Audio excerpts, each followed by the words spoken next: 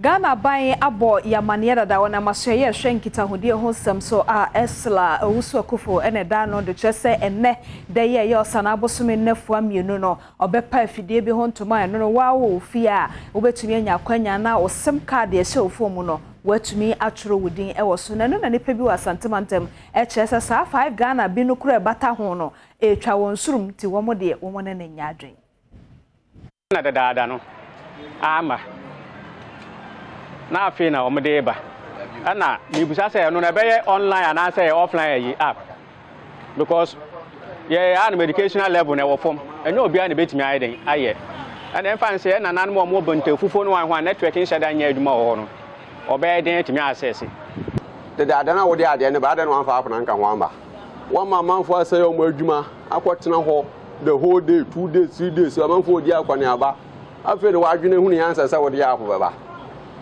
nipa wo ya de a yansani ni de odwen anso waye yansani de okoye wi anso wabadwen wa hye date so ochina na de wu twam na sa afi de hu yansa sa ode apo ba de da na wo to ye de ode apo no ba ntep na sa wu 50 series kura na nka me ni problem because me Ghana card no me ye me de 2020 up to now when buy. I think the introduction of this app is going to help very well, simply because most of we as citizens, we don't have time at work. So when we spend all our time, there was this time when I went to the MTN office to register my SIM. I spent almost half a day there.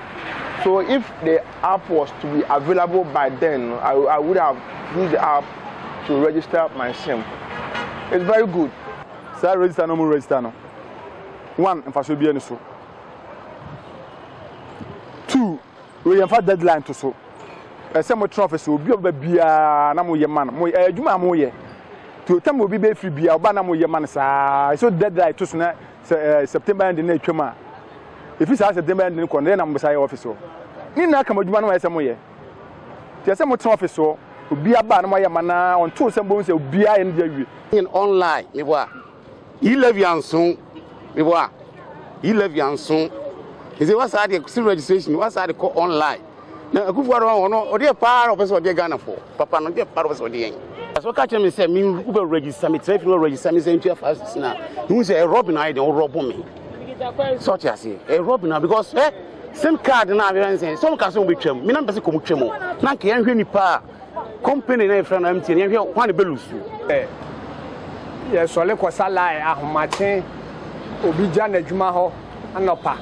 Yeah, and you may be no Mukrana, you may be crazy upon not the action no assign. Akosan ho lie. This was what the app neighbor, the what you have 5 CDs now. Why, and also ye a fata.